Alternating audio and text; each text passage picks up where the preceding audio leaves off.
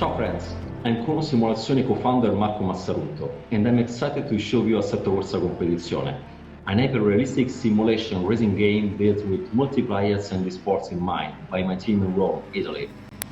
As everyone gets seated joining us here on the stream, I wanted to give you a view of what you will be seeing. First, Pro Ferrari racer David Perel and I are going to take you on a tour of Assetto Corsa Competizione and show you some of these features that will be available for PlayStation 4 and Xbox One when the game launches on June 23. After a review of the game, we have a quick overview of what our friends at SRO Motorsports Group have been up in the world of esports, creating game-changing virtual programs like the GT Rivals Esports Invitational. Following that, we will transition into a question and answer discussion with David and some friends of ours, moderated by journalist Imad Khan. Please relax and get cozy, and we'll begin now.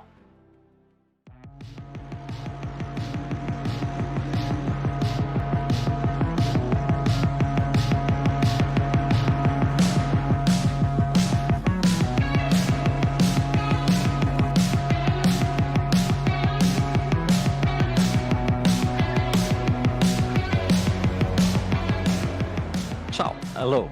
Welcome! Thank you for joining us on this exciting journey with Assetto Corsa Competizione. The game is preparing for launch on PS4 and Xbox One on June 23, and we are excited to be joined by David Perel, a longtime friend, professional race driver and competitor in SRO America's Assetto Corsa Competizione GT Rivals Esports Invitational. David and I are going to take you on an exclusive drive in Assetto Corsa Competizione to show how the game offers a new level of luxury sim racing that will be used by pros, coaches and fans, evolving the sport car racing landscape.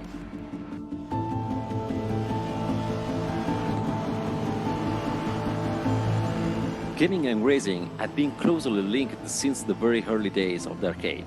Atari's pole position put players in the seat of a Formula One racing car, and for the first time, fans of the sport could begin to experience what it might be like to speed around the world's best-known circuits at high speed.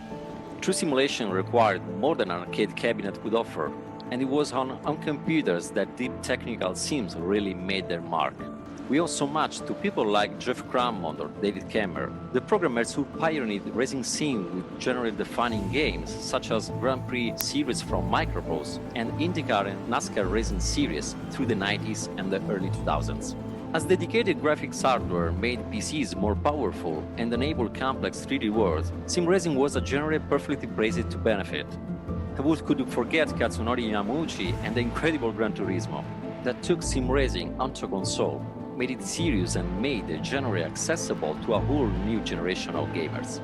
Today, sim racing has never been more popular, with best-selling games offering many different ways to experience many unique forms of simulation and technology able to recreate the sport in stunning lifelike detail. Here at Kuno Simulazioni, we are honored to be part of this, and with Assetto Corsa Competizione feel we are about to enter a new age of sim racing.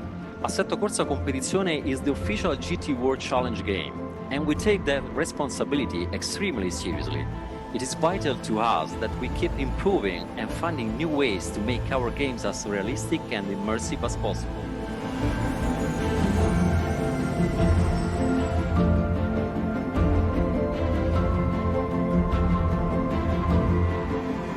That's why I use the laser scan technology and work closely with car manufacturers and racing teams to ensure that not only are the tracks and cars authentic down in terms of visual details, but that even the driving and racing experience match the real thing. Simulation is all about physics thought, and Assetto Corsa Competizione has gone all out to deliver the closest experience yet to actually being behind the wheel of a performance race car. With Assetto Corsa Competizione, we push the improvement of our physics engine even further, especially in the fields of aerodynamics and tire model, thanks also to the aeromap data from wind tunnel tests and computational fluid dynamic data. This results in much more precise aerodynamic effects and a better driving feeling. The tire model has been evolved thanks to a strong partnership with Pirelli that allows the tire model to precisely simulate the tire grip behavior, water draining in case of wet conditions, and other events like wear, raining, blistering of the tire surface and compound. The temp simulation is so advanced that in Assetto Corsa Competizione, the brake stamps also affect the tires, giving the users a full set of feeling and handling information, also displayed through the tire app, which is always visible in-game. It's also important to us that everyone can enjoy Assetto Corsa Competizione regardless of their game setup. Of course, the simulation experience is best when played with specialist controls, but we wanted to be sure that even those with just a gamepad can get a taste for serious racing. And for those who want the full Assetto Corsa Competizione experience, the game supports whatever combination of peripherals you can imagine, from a simple wheel and pedals combo to a fully custom cockpit with multiple surround monitors. It's this level of detail that makes sim racing and Assetto Corsa Competizione uniquely placed to keep sport fans happy during the world's ongoing lockdown. Sims are now so close to the real thing that actual pro drivers can face each other on virtual tracks and use the same skills they would need in a physical race.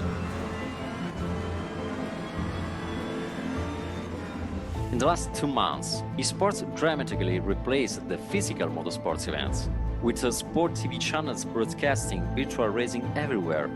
Formula 1, MotoGP, NASCAR, IndyCar, and last but not least, the GT series, allowing a much wider audience to discover and understand that this world is much more than just a game. So, it's not surprised that sim racing has seen an increase of around 1000% in online views and live engagement. Can sim racing sustain that growth and become an established and accepted e-sport even when drivers are back on the real tracks? At Kuno Simulazioni, of course we think the answer is yes.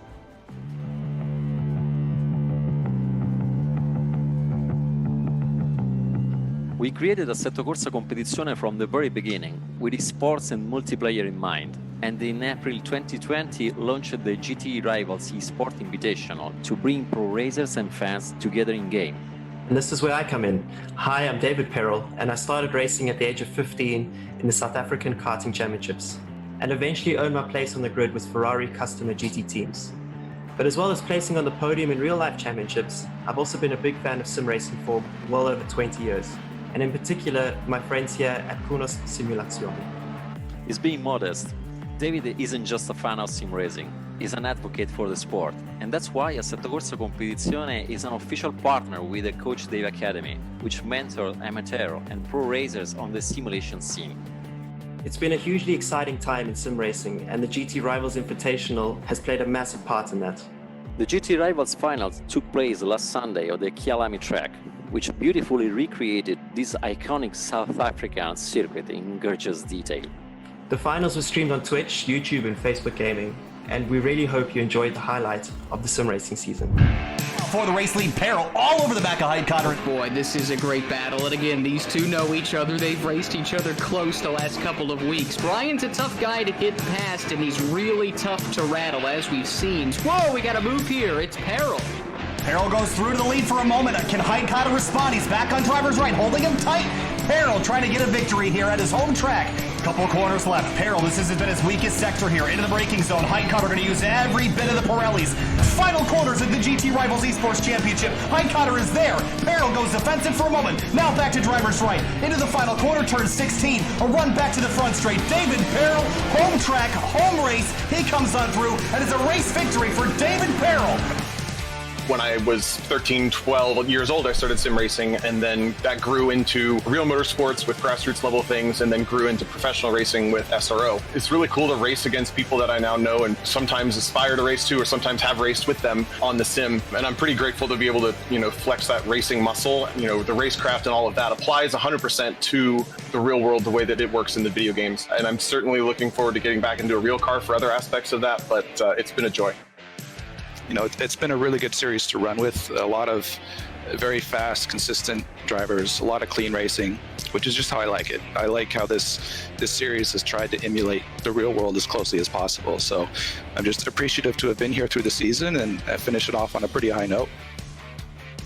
I was stressed. I had sweaty palms. Sim racing is much more intense sometimes than real racing, because in real racing we have things which are attacking our senses and can kind of distract us from our nerves. Whereas here, you just got your heart rate pumping through your chest, and you've become very aware of that.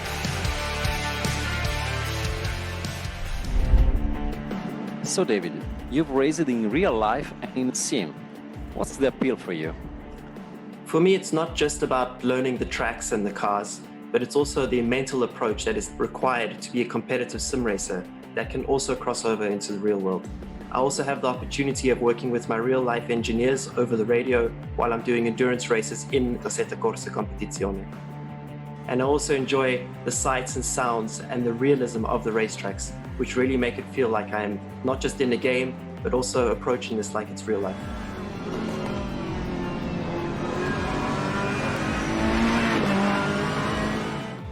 What's been the reaction from fans to these new virtual tournaments? I've had a hugely positive reaction from the fans who usually watch me do my real life racing, because now I'm able to give them a behind the scenes view of what's happening on the radio and in strategy and setup meetings. It must make it easier for you to engage with fans too. You're even racing alongside them sometimes. Yeah, that's one of the things that I really love about Assetto Corsa Competizione. It's how it fits together with the people that I am racing with, not just in the real world, but also the virtual world. We can finally mix and match, and the guys in the virtual world can prove that they have the ability to take on the real drivers. It's been really satisfying. What is that you like specifically about ACC and how it fits together with online events? I think that in particular, the online events that I've been doing have been really close, which is very realistic to the GT World Challenge that we do in real life. So it's been a nice method for me to practice, for example, my qualifying, which I generally used to struggle with as a driver, and now I've been using ACC to improve upon. The beauty of sim racing is that it really highlights the psychological battle that you have as a driver. When we are in the real car, there's a lot of physical forces. So we have the force of the car and the heat and the G-forces that are distracting us from what's happening internally. But when we are sitting in a simulator and we're under pressure, all we feel is our heart rate going through the roof. We start to perspire, we start to sweat. And it allows you, especially as a real racing driver, the opportunity to analyze how you are reacting to a specific moment of pressure and what parts of your body are starting to tense up. The beauty of ACC is that every week I'm doing multiple online events at a very high level, which is allowing me to gain a greater understanding of how I react as a driver when I'm under pressure. So it's not just about going fast, it's not just about trying to win a race, it's about unpacking how I am behaving when I get into those situations and when I have those opportunities to overtake someone, to try and get a pole position, to try go for a race win. And I can take those learnings and deep understanding of myself to the real world to improve as a real racing driver.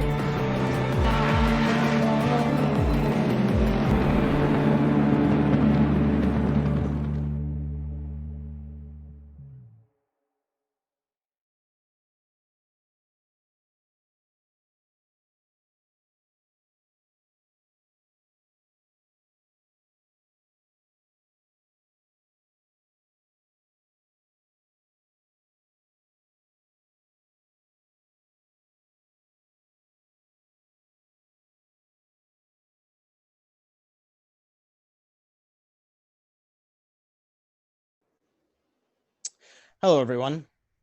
Thank you for joining 505 Games, SRO Motor Group, and Kuno Simulazioni on today's Assetto Corsa Competizione panel.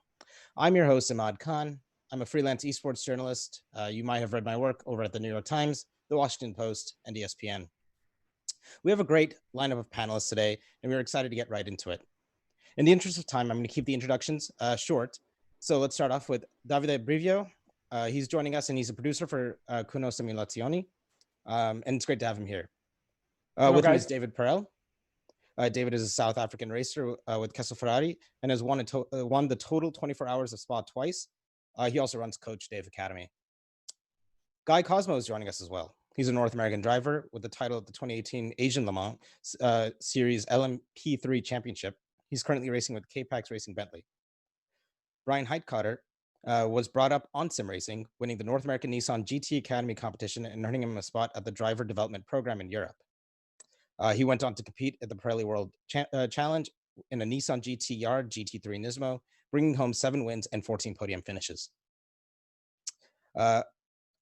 Robbie Montinola currently leads marketing and communications at SRO Motorsports America and is helping lead production of GT World Challenge. And Anthony Comas is part of SRO Motorsports as the group marketing and business development manager, overseeing various SRO races. So there's definitely a lot to get into. Assetto Corsa Competizione, which will be abbreviating as ACC moving forward, is already out on PC and is slated to come out on PS4 and Xbox One on Tuesday, June 23rd. Before we jump into the nuances of sim racing, let's get to know the game a little more. Davide, my first question is for you. And of course, anyone else who would like to chime in, feel free to. So last week, Sony unveiled the PlayStation 5, and with it, we got a beautiful trailer for the new Gran Turismo 7. Sim racing fans, however, have often gravitated towards other sim racing products versus the products put out by Microsoft and Sony. So, in your opinion, what is it about ACC that has sim racing fans going towards it, and why are they not going towards Microsoft and Sony's products?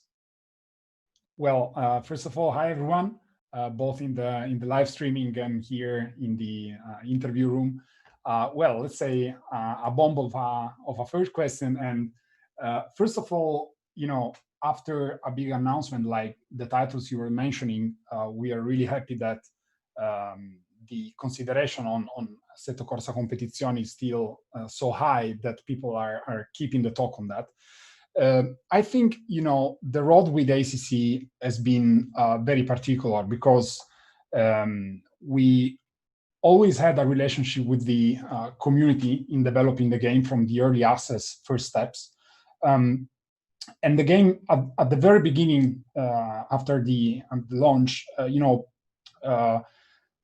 the situation wasn't that easy. I have to be honest. For all the development team, we had the heritage of Assetto Corsa 1 that was basically entertaining any sim racer in the world, and they were expecting the maximum from the beginning, and that was also obviously our expectation. And it has been a long trip to come to a product that is now not just used by VIPs, because this is very important, but also the last of the things, that big influencers like Charles Leclerc and Valentino Rossi are coming to the game.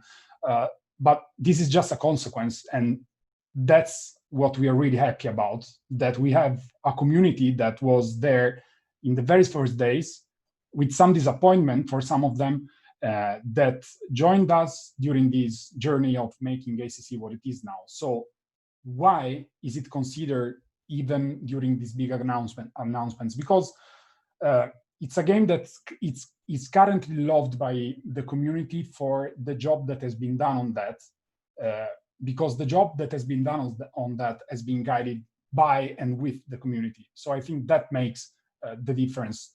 Obviously, those titles have a huge public, but our public is very, very hot. Yeah, and in regards to the PS5 and Xbox Series X, will ACC? I don't know if it's been officially kind of announced for next generation consoles, but there's clearly a lot of interest in it. Will it be able to utilize the extra performance that we will find in the next generation of platforms? Answer is pretty simple, because we actually don't know, simply because the focus on the development team is now fully on continuing the PC development and to finalize the first launch on current generation console. And we obviously need to observe the focus that we will get, the feedback that we will get from the very first days and weeks, to firstly continue to improve the product for PC gamers, start to, let's say, follow the feedback that we get on current generation console, and then maybe we can think about evaluating what's next. But we really have to focus on the present. David, I have a question for you. Sure. And of course, Guy and Bryan, feel free to chime in. Why I've noticed this odd phenomenon. This is an article I'm about to pitch over to the New York Times as well. But why is it that sim racers tend to perform better than real life racers when thrown into a sim racing environment?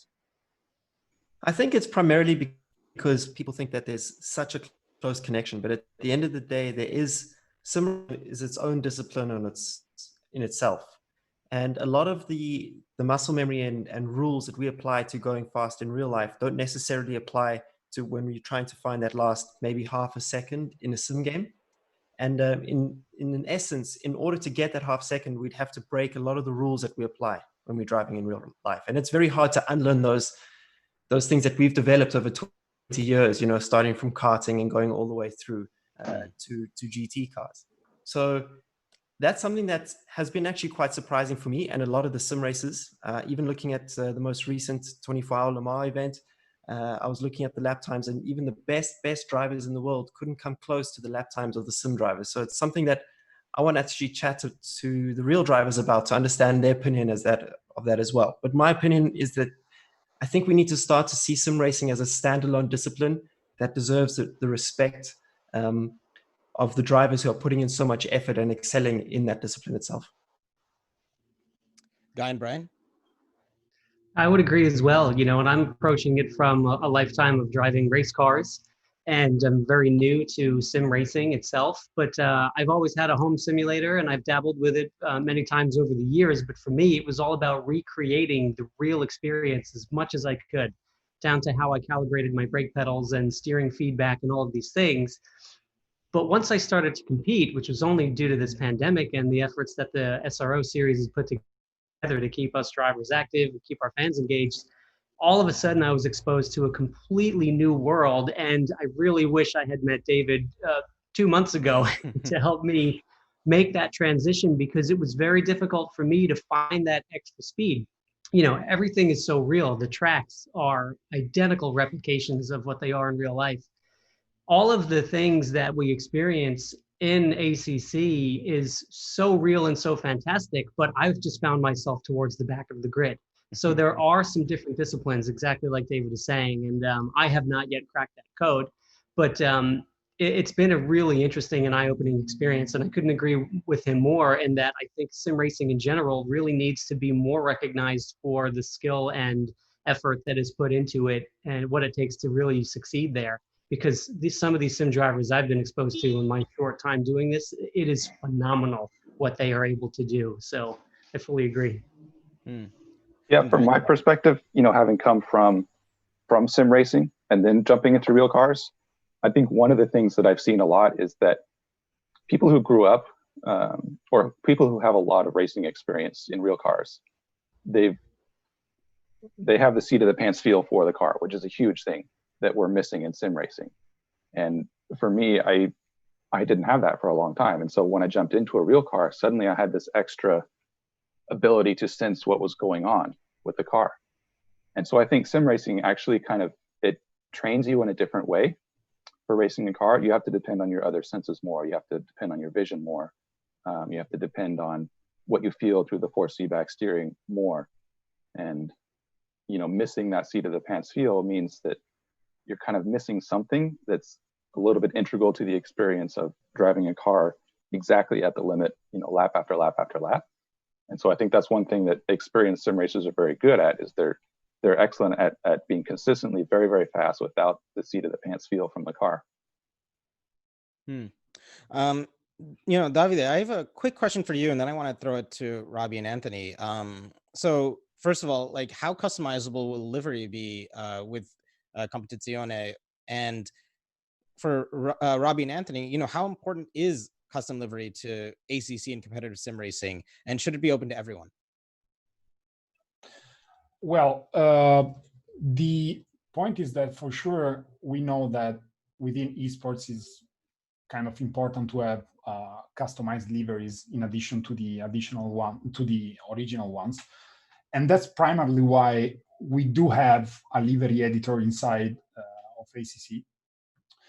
On the other hand, it's obviously difficult to manage full customizability, because you have licenses, you have brands inside the game, and on top of all, it's not something that we really limited technically, but the engine we are using did, because on the first chapter of Assetto Corsa, the engine was a proprietary one. It was a bit more easy to deal with for modders, etc. With a third-party engine that is cooking a build and closing all the content that is that and encrypting that, is not possible to leave the same kind of editing scenario for users. On the other end, we also have an important license like the SRO one, so I have to say that this was kind of handy to have as a lock. And then, I know that people managed to break the rules and add some full custom liveries, and I'm just, I'm personally, I would say, happy for that. Obviously, on the SRO official events side, there has been some control over the liveries that the entry had. It's kind of obvious, but I have no particular position on that. Obviously, it's not something you can bring on console, for example, because of the nature of the way that these people are editing the liveries. So it's not something like, a real decisions. It's much more like, do we want to focus on making a good simulation experience or to break the engine we are using? So that's the deal. Maybe Anthony.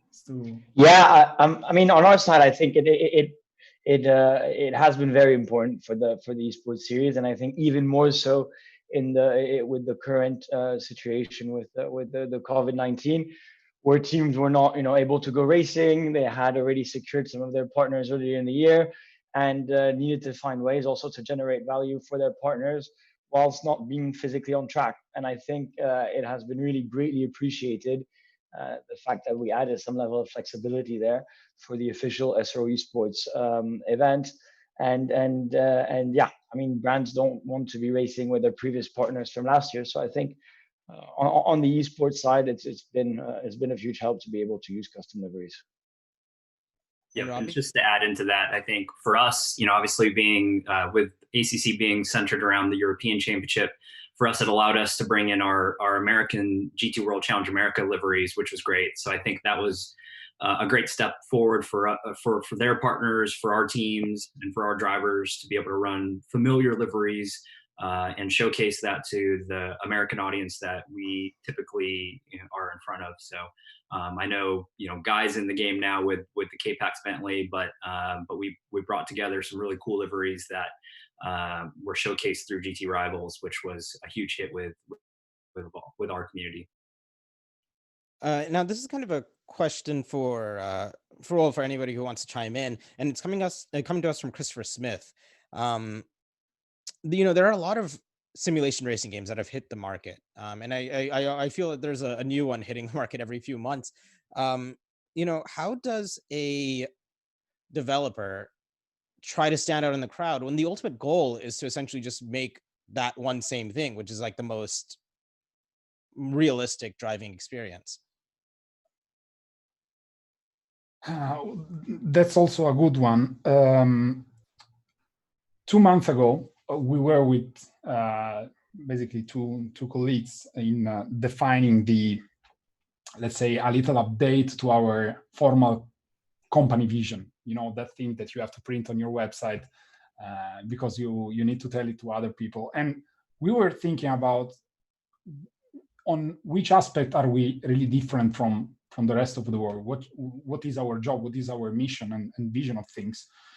I think, first of all, everyone in Kunos is a missed driver. Okay, we love cars. We would spend our entire day driving instead of staying behind a computer monitor.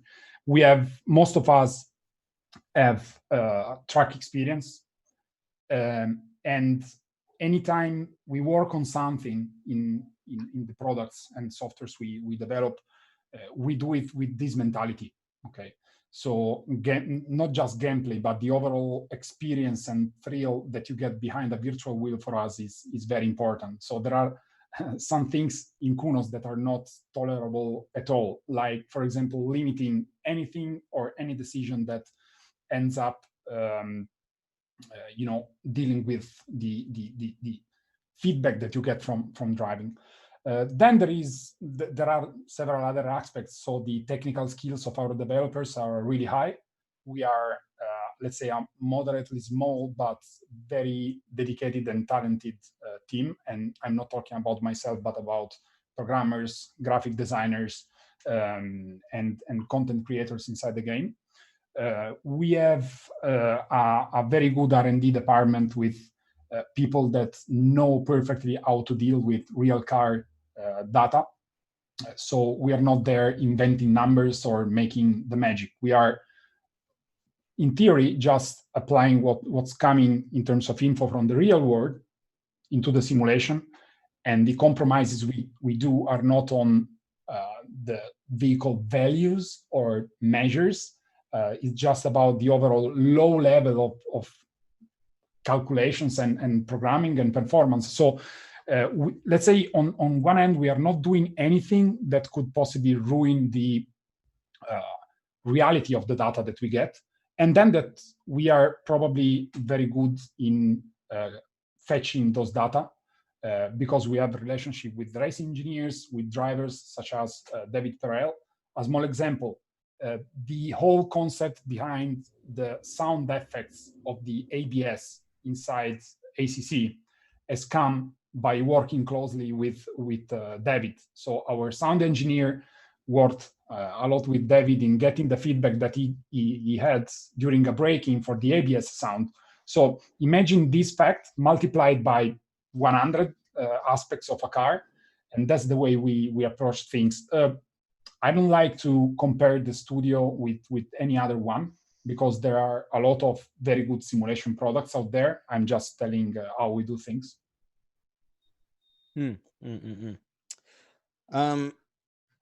Bryan, as somebody who's been playing Sims all of his life, and with sim racing's increase in popularity, some claim that manufacturers have pushed certain cars to get more airtime.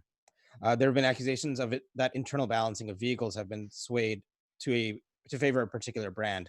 To what extent do you feel this is true within the community, or do you think this is kind of overblown? And if this, why does this perception exist if it's not true? That's a good question. I actually have no idea. To be honest with you, I took a little bit of a break or a hiatus from sim racing, and I just got back into it earlier this year. So I don't really know how to answer that question. I know even in real life racing, I always kind of tended to stay away from the politics side of it. And I was just focused on driving the car the best that I could and let the chips fall.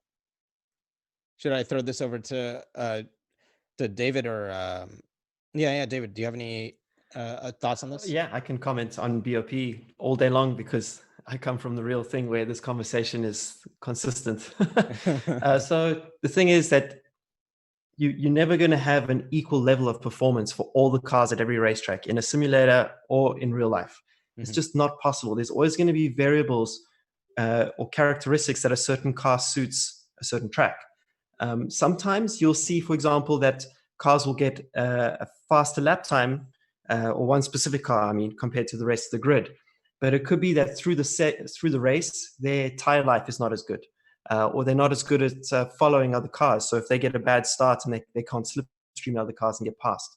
The BOP discussion will be never ending. And I don't think Kunos or the SRO will ever be able to satisfy everyone when it comes to that. I know that, from my side even, I've been critical of any time I've raced a car and didn't do well, I first blame the BOP before blaming my driving. But I think it's worth looking at both sides. At the end of the day, certain tracks suit certain cars. That's unavoidable due to the characteristics. And at some point, you're going to get to a track where you can choose where the car that you're driving is going to have a good BOP, so to speak. Are there solutions around that? Perhaps, but I don't think that adds to the realism. I like the system that Kunos is using to set the BOP for the cars around the tracks. And I think that maps very realistically to what we experience in real life. So it's a discussion that will never die. but it's a discussion also that from a real driver's point of view is also not boring, but it's just so consistent. And when it's usually coming from the people who don't win the race. So, so do you reject kind of the conspiracy theorists that say, oh, such and such manufacturer made such and such deal with this game, that's why their car is doing better? Yeah, I've heard that. I've heard that discussion a few times, and if that was the case, then you'd see that car dominate at every racetrack. But it doesn't happen. They tend to do well at one racetrack, and then if you look back in the history of the game and the lap times that have been achieved by that car at that track, if you put a top sim driver in it, they usually are able to exploit it to the level that is done at a serious event like the SRO or GT Rivals races. Let's see, Davide, I want to throw something quickly at you. I know that game development is really difficult and costs a lot of money and takes up a lot of time. But, if you had that kind of unlimited time, unlimited budget, what would you want to bring to your development team, to ACC, that you probably just, what would be your dream? Time? No, I mean, if there was an endless budget, I think that any Kunos developer would probably do the same exact things we do, but with double of the time at disposal, because obviously costs are a topic of the thing, but also time it's surely something more of a topic. And stress levels, and obviously the pressure that you can get from a game development. Then, in terms of we are in a particular position, because before I was answering on how why are we so good in doing handling and all the gameplay and perception side of things development. It's obviously passion, but it's also licenses. So we have a very powerful licensing department, so basically Marco, and we can deal with manufacturers at the very highest level we can think of. So there is nothing that you can buy with more money, but time.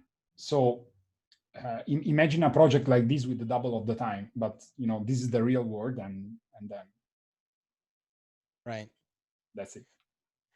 We have a question coming in from Davide Mancini from IGN Italy, and this is going to David, Guy, or Brian.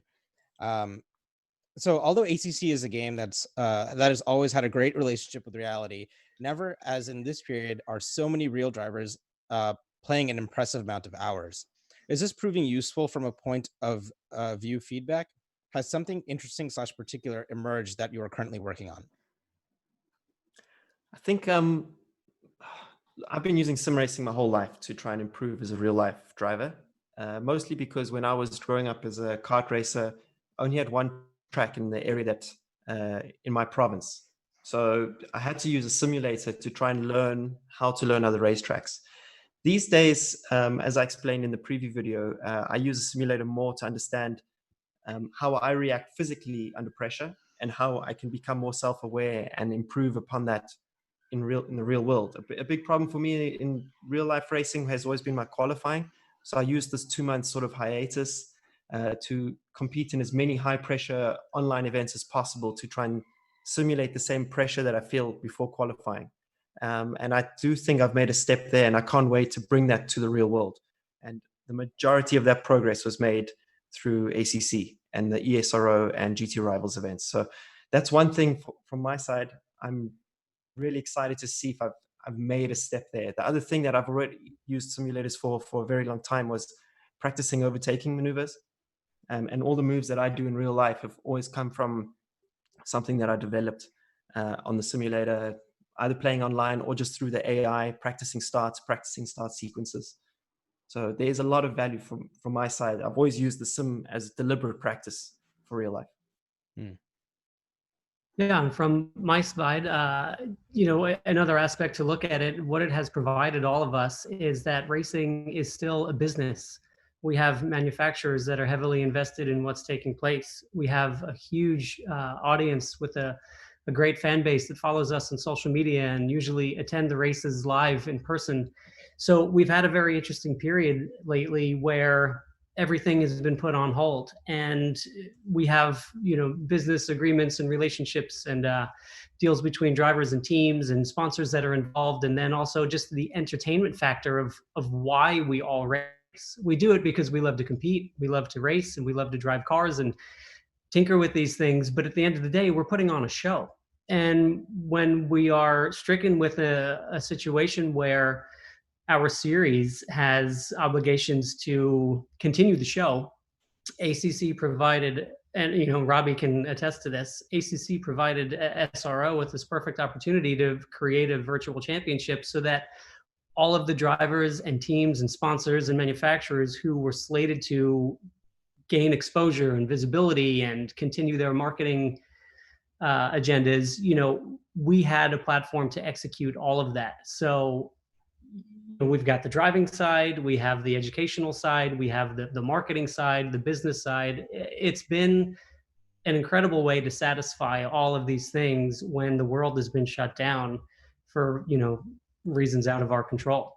It's been a really interesting opportunity, and it's satisfied it really well, I would say.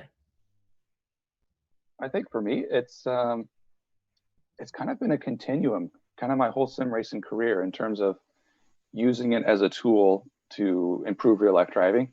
I wasn't aware that I was doing that when I was much younger. I've been playing simulated racing games since 1992.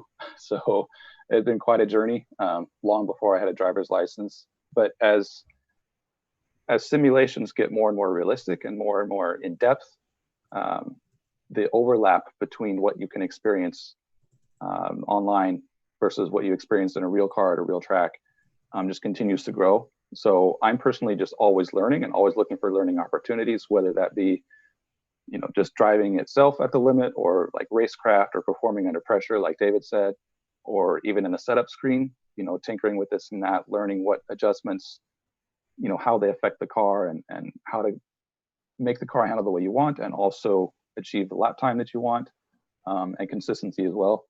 So for me, sim racing it's kind of an endless search for perfection and search for improvement, that you'll never achieve that perfection. But there's so much depth and nuance to sim racing, especially at the level that it is right now, to where to me it's kind of like an endless resource towards improving in real life. Very good. So let's I'm going to throw this question out to everyone. What can real world sports and events take away from the success of digital ventures like SRO's GT Rivals in America and the GT Esports series in Europe? Well, if I'll give it a go. I think something that we can see is the real access there are for fans watching, and motorsports is even more so, a sport that struggles to get that access because of the nature of wearing a helmet, where you don't see the driver's emotions. You recognize a helmet, but not really a face walking in the paddock. And I think in the motorsport scene, esports has really helped put through the emotions, and the drivers are engaging with the audience on their Twitch channel. At the same time, the face cam is they're able to see the driver. So there's a lot more understanding from a fan perspective about what's happening in the real life. So I would say definitely the access to the public is something that, let's say, normal sports can gain a lot from the esports. Yeah, definitely. Accessibility has been, key to a GT World Challenge in general. Our paddocks are very open. You can walk up to the drivers and teams in real life.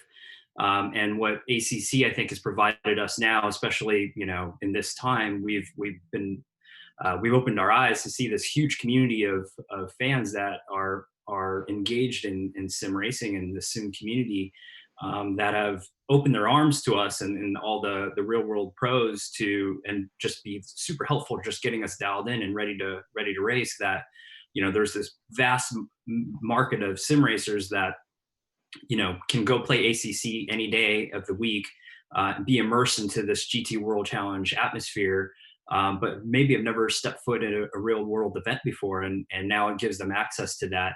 And then bringing in, the pros to co-racing during these last few months have been great to just shine a spotlight on that and add that extra layer of support that sim racing may have needed to continue to move forward and become more mainstream as an esport, as in other titles have been on the, like the League of Legends or Overwatch and those types of tournaments. So I think this has really helped motorsports come out of its shell in terms of sim racing and give us another complementing platform to real world racing that we can now look to and engage with more and just be a fun project that drivers, teams, manufacturers, partners, and everyone could be involved with to further the sport, both in the real world as well as the sim side of things. Very good. So, I'm going to throw off some quick rapid fire questions before we close out the panel. So here's one coming from Stefano Casati of the Games Machine in Italy. Let's see. And the question's about ACC as a career gateway for fans. As the during COVID-19, many have tried their hands at e-racing, and all the fans that have felt, more like real pilots. With the results achieved by simulations like Assetto Corsa Competizione, have the chances of a normal person getting closer to the racing world, the real racing world, increase? Is it easier to approach the motorsports world also thanks to products like ACC? I'll throw this one over at Guy. I think there's a good possibility. I think there's going to be a time now for transition and a lot of interest for seeing how the two worlds can merge. I know for somebody, like myself, who has been pro racing for many years, I do coaching. I now help manage race programs and help young drivers find their way a little bit. This has caught my attention, and it has caught my attention in a way that we're going to go back to racing for real, but I am not going to take my eye or my interest out of sim racing. So this time has changed the perception for everybody. I think we're going to find a transition period now where a lot of programs will be implemented to maybe narrow down the path of sim racing on a global scale to see if we can implement more and more opportunities for sim racers to get their way into race cars. It's going to be interesting, but I think for sure this is going to help bridge that gap. Yeah, and then Bryan, I guess I want to throw this to you because you did, make that jump. Explain quickly, I guess, your experience, and do you think like that can continue to be replicated in the future? Absolutely. I think it's only going to grow from here. I think the competition that I was involved in was probably one of the first to really legitimize the concept of going from sim racing to racing real cars and doing it successfully. Mm-hmm. And I think it's only going to grow. I mean, since then, that was 9 years ago, sim racing has just grown exponentially, both in terms of volume, but also the level of competition, especially. And so I think we're just going to see more of those opportunities going forward, especially from the marketing side. There's so much more marketing involved in sim racing now than there was 10, 15 years ago. It's really remarkable. So yeah, I think just going forward, we're just going to see more and more opportunities pop up, everywhere. Let's see, Robbie and Anthony. This question comes from Josh Sutil from Motorsport.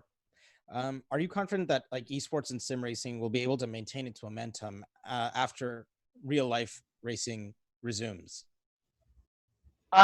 Yeah, I would say so. And I think that, that actually the heavy involvement of real life drivers in sim racing across the last couple of months has kind of legitimized sim racing to kind of wider audience. And I think that's going to lead to, more people who would not have contemplated getting themselves a rig before, say, actually, this looks great. All types of, the top drivers are getting involved. Why don't I give it a chance? So, obviously we've seen, unprecedented coverage over the last couple of months. But I really don't think it's, it's just going to go down. For sure, maybe we are at a peak, but it's not going to plateau. And I think sim racing in general can only get more popular as the technology makes it closer to the reality throughout the year. So I don't see it fall off a cliff at all. Yeah, definitely. I think, one thing that we'll take a look at too is, as David mentioned earlier in the conversation, is, we really need to shine a spotlight on the sim racing community itself and treat it as its own. So I think we need to also look at that and how do we then continue on with championships that focus on the sim racers, but then also have some real world drivers come in and be invited guests to keep the exposure level high as well. So I think that's there is a big future of sim racing. We've only kind of scratched the surface, and Anthony and I will go to work and try to make a great experience for both the sim racing and the real world community to kind of blend those two together and have a esports offering globally that does ACC its justice of Kunos making a fantastic sim platform for us to compete on. Cool. And then we have a quick question from, actually, let's make this the final question. Or no, hold on one second. Yeah. So let's make this the final question then. This is from Fabrizio Bianchini from GameSource. And it involves the difference in game physics between the PC and console versions. From the point of view of game physics, with porting to consoles, can we expect the same reaction and same dynamics of the vehicle that we currently have on the PC counterpart? Or did the reduced performance of the consoles require the team over at ACC to iron out something in this regard? He's referring to a particular type of tire grip pattern, the reaction based on the slightest tweak applied to the tuning menu, and so on. Those things remain all the same, fortunately. So the work that has been done on the console version is a graphics optimization that started from 3D models, polygons down to effects, and the physics will be fortunately the same. So that is our primary aim, to bring the same exact experience from PC to console. Obviously, the graphics engine and the overall product are modern and heavy for a PC, so you can expect that there has been a graphics tweaking on the console side things. I've personally also tested and played the game, so I have to say that I'm not set at all for results, because it's pretty enjoyable. There will be a car amount limitation, so to 20 cars, both in single and multiplayer. That again is a compromise, but a needed one, and I think it's acceptable, let's say. Also because the most of the SRO esports event starts with 50 drivers and end up with 26 or something because of damages, DNF or anything. And then there will be a performance improvement from the base PS4 and Xbox One to the PS4 Pro and the Xbox One X. So while the baseline consoles would be respectively 1080p on PS4 and 900p on Xbox One, on the Pro versions, they will be both up to 4K and natively 4K on Xbox One X. And some graphics elements will be tweaked above. So, for example, view distances, particle effects, etc., will be better in the Pro and the X versions of the consoles. Okay, Davide, one more question before we close it out. So this comes from William Marsh. What compromises or sacrifices have you had to make for ACC to work properly on console with reasonable performance? What compromises? Sorry? Have you had to make any compromises to make it run on console, but still perform reasonably well? Yeah, on the graphic side. So our first, when you go with a product that is running on very high-end PCs and average PCs for sim racers, and you go on consoles that have a lower hardware, you have to make a compromise. You just have to choose where and hope for the best. In our case, we chose, because of our vision, to keep the physics and AI the same. So the experience should be a GT3 simulation the best one we can personally, as a company, achieve. Hopefully one of the best GT3 simulation out there. And then the compromises. So drawing this line immediately points the compromises in the graphics department. So basically, again, from modeling. So if you can reduce the polygons on some hidden parts of the circuit, that certainly helped a lot. But also on some graphics effects. The game is pretty much intensive on hardware when you are in night under rain.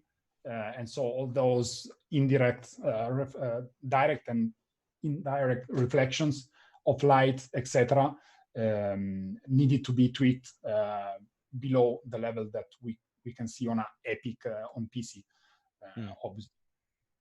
Those are the kinds of compromise we needed to do. All right, great. All right, with that, one thing yes, really important for both platform players is that this kind of optimization work literally and significantly helped the PC version to proceed in a much more optimized way, because once you notice those profiling features, you can apply them on PC too, because it's technology, it's polygon reduction, optimization of the effects. And so it's very much important for us to do this kind of path and journey where we also deliver to console. Well, you heard it here, folks. With console, you're getting still a great simulation experience, and it's actually helped the PC performance as well. With that, thank you everyone for joining us on this panel. Thank you to the panelists and to the audience, and for the journalists for submitting the questions. We hope you continue to stay safe out there. Please stay indoors. Continue to sim race, indoors. And go ahead and Google all the panelists. Give them more Twitter followers. They definitely deserve it. The console versions of ACC are set to release on June 23rd. And with that, we'll catch you guys at the next panel whenever we have it. Thank you, guys.